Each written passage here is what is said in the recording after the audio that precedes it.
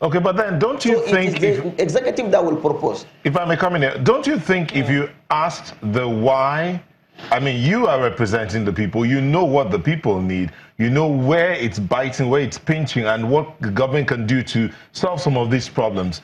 Don't you think if you had that pre-budget, I mean, budget planning meetings before the budget even got to you, if you had those kind of meetings, don't you think it would make it a lot easier and faster for the budget to be sorted and comes out real quick? I think I have answered this question. What I said is that we require the pre-budget meeting more than anybody. But what I'm saying is that it is not the legislature that will initiate this budget. Because the legislature do not write budget. It is the executive by the constitution has the right to come with the budget to the National Assembly. But you just said you require... The one who know what you want to achieve. No, Namdas, I'm sorry, but let's just resolve this. You just said you require this budget meeting. And yet it's not your place to initiate. It is something you require. Can't you request for the meeting so that it makes it easier for the executive to do its job and then bring it back to you to check whether they got it right? I don't know why you are getting this thing wrong. I think you should ask another person. What I'm saying is that if I come to channels for a program, channels will tell me that you are coming to this program on so 10, and this is the topic you are likely to discuss on. But I cannot just call channels and say, I want to come at 10 o'clock. To discuss what? Okay. Honorable, that is what I'm you also said that it is not the job of the National Assembly to write the budget, but you just did. We don't write the budget. But what I say... The amount of work you did on the budget is tantamount to rewriting it. It is not accountable to rewriting. I don't think... Don't have some position on this matter. You just have to open up. If a budget comes, it's a constitutional provision. We are all enlightened. It's something that you can read and write. If you bring it to the National Assembly, we will work on the budget in line with the policies of government. And that's what I just simply said. Because anytime the budget comes to the National Assembly, it is expected that it should reflect federal character. Because some of the people planning the budget, when doing it, they don't do it knowing fully well that everything we do in Nigeria must go according to Section 14 of the Constitution that has to have balancing. Every zone must be balanced. So if there is no balance, I have the right to intervene because Nigerians elected me to be here.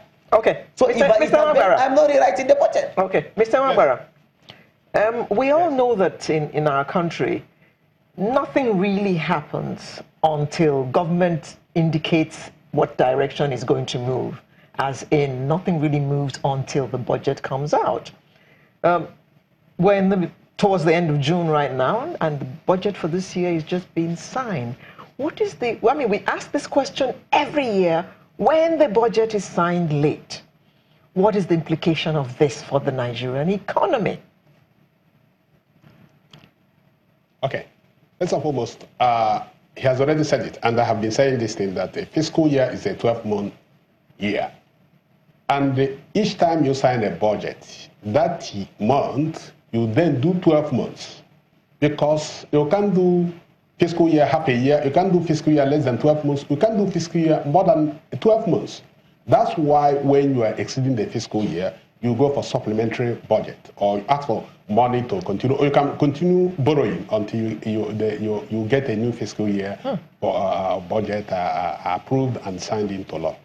But you see, the problem here is that we need to do something very urgent. In 2015, I came up with what I call fiscal sunshine software. The objective of the software is to ensure that the transparency and the accountability in the budgeting process, which means budget made easy. It means that everything that the executive puts in the budget must be made open. It must be uploaded, that Nigerians around the world will read it. And when it gets to National Assembly, we know what exactly did the executive put in the budget. And then when the National Assembly passes the budget into law, then they transmit that thing and upload it. Nigerians will read to see what are the alterations, what are the additions, what are the subtractions, so that we be the people that were guided. But as we are talking now, our budget is filled up with secrecy, so we don't know what is in the budget from the executive, what is in the budget when it is passed by National Assembly and when it's signed by the President.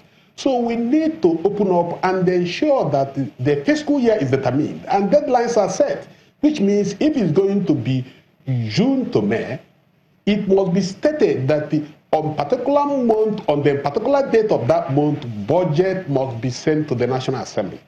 And the particular month and the particular day of that month, budget must be passed by National Assembly. And the particular month and the particular date of that month, the President must sign the budget. And the particular month and the particular day of the month, budget must start being implemented. When we have that into law, nobody should go contrary to that. Now, the effect on the economy. But in the meantime, Mr. Mabara, in the meantime, our fiscal year is still January to December. No, it's not true. It's not true because the National Assembly has the right to alter it without altering as it is written in the Constitution. But they haven't altered it yet. Let me ask you now. If there's a war, wait. If there's a war, if there's a war that interrupted the fiscal year, what do? You stay. So what I'm saying is that let's not argue forth and back. You know, let's agree that the fiscal year begins June and ends in May. Let them come up with a bill or executive bill or a House bill or a Senate bill and get this sorted out and say that our fiscal year begins June and ends in May. Whatever they want to do, so that we stop this issue of, because there are so many countries that have fiscal year June to May. United States fiscal year is June to May. South African fiscal year is June to May. India fiscal year is June to May. So many countries have June to May. So we can have that. So there's nothing wrong with that. But actually, I'm looking at the economy as the question you asked me. You see, because Nigeria is a small economy, the influence of the government is too much. If the budget of a country is not passed on time, it affects the confidence people have in the economy. So what I'm saying in essence is that first and foremost, we must not remove the confidence people have in the economy, especially foreign investors and local investors. One. Two is that we have to increase our budget to GDP ratio. Our budget this year that affects average Nigerian is less than $10 billion. South African budget, that is, we're talking about below 30 billion budget. South African budget this year is $127 billion. Okay. And out of the 127 billion, about more than 100 billion is investment part of the budget. Our investment part of our budget is less than 10 billion. The rest is consumption budget. We must increase our budget to GDP. Okay. By doing quantitative easing, by borrowing, and by increasing tax revenue that we have to bring into the economy. All right, thank you very much. Mr. Iyore. Yes, please. As we go, how do we ensure this 2018 budget that we have now is worked effectively? With all the challenges we have. With all the challenges we have. First of all, I've told you, ownership of the budget is critical.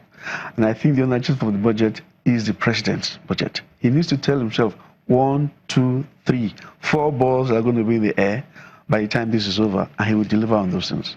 And if he then tells his own machinery, which is the government, to deliver on all of those things. And I've just said that one way to guide that principle in itself is to determine where the development nodes are. Most countries are no longer run around states and cities. Development nodes. America has about 10 development nodes. England has about 5. Where are the nodes in Nigeria? The clothes that we wear, are they in sizes? Are there weights and measure for what we have? 50% of the food that is wasted, and when people are hungry, can we at least get the food to them? Those are the issues that matter. And if they give him too many balls to throw, he's all going to collapse. He must choose for himself the balls he wants to put in the air. Thank you. Okay, thank you very much. We have been chatting with those who joined us from Abuja, Honorable Abdulrazak Namdas, who is House of Representatives spokesperson, Mr. Odilim Enwagbara, development economist, as well as Mr. Charles Iyore, who's a financial analyst. Thank you all very much for coming to share your insights with us this morning. Sunrise will return in just a moment with another interesting conversation. Make sure you're part of it. Thank you, sir.